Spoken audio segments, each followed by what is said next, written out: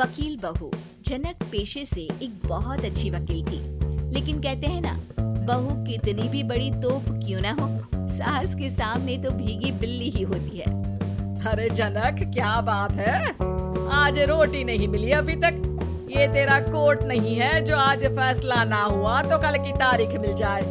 रोटी तो रोज वक्त में चाहिए। हाँ माँ जी, रोटी तो कब की बन गई। मैंने आपको कहा तो खाना खाने के लिए, आपने शायद सुना नहीं होगा। ओहो, जज नहीं हूँ मैं तेरे कोर्ट की, सास हूँ सास।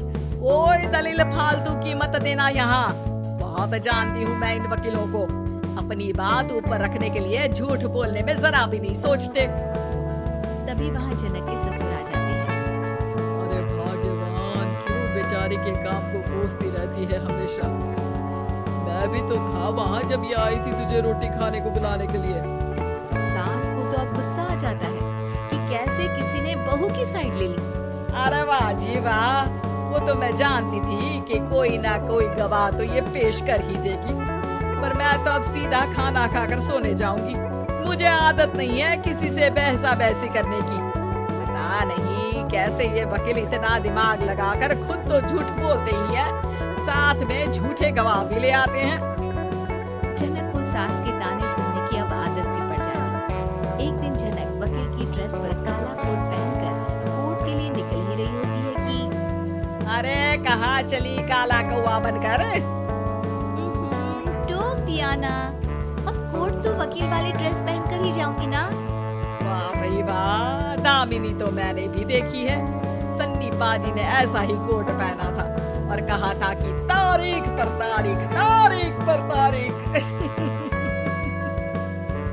मतलब कि कोई बात करनी है तो बोलिए, वरना वक्त नहीं है मेरे पास खराब करने के लिए। अरे पता नहीं तुझ में क्या देखा मेरे बेटे ने, सारा दिन वकीलों वाली बहस करती है, भोली भाली सास के साथ। अच्छा सुन, जो इतनी बहस मेरे आगे करती है ना, जरा अपने बॉस से कर ले, जो 1 साल भी ना हुए तेरी शादी को और काले कपड़े पहना दिए। अंदर जा और लाल कोट पहन कर आ, पता तो चले कि नई नवेली शादी हुई है। अरे माँ जी, कोर्ट में मेरा बॉस क्या करेगा, ये तो पूरे देश की ड्रेस है वकीलों के लिए। लेकिन सास तो ठहरी सास। अच्छा, तो कोई जरूरत नहीं है 2-4 साल कोर्ट जाने की।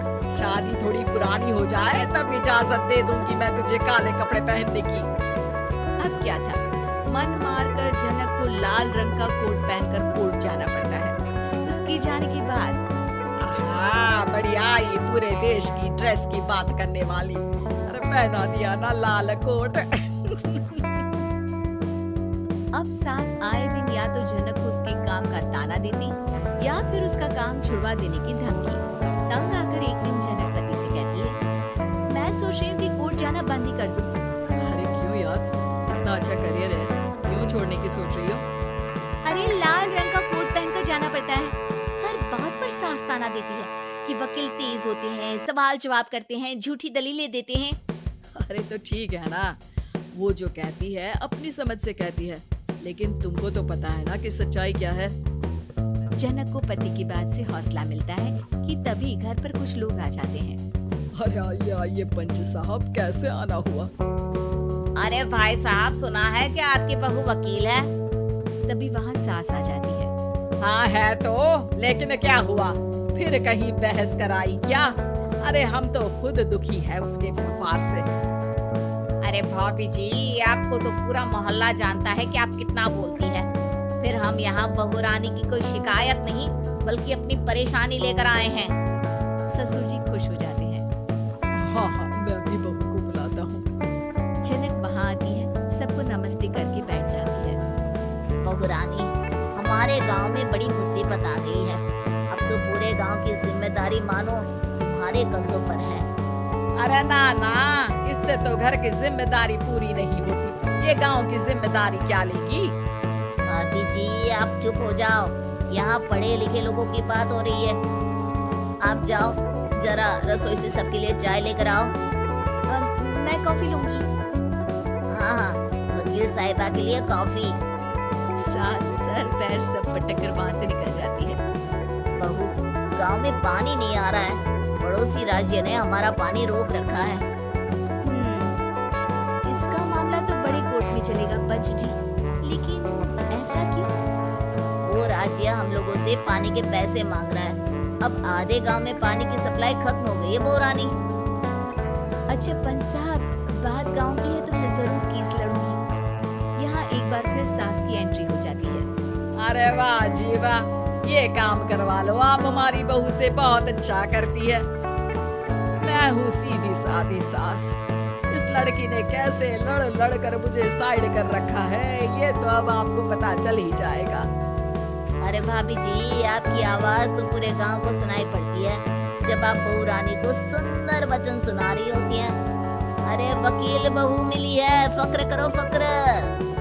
हाँ जी हाँ, सारी फकर तो हम लोग ही करें।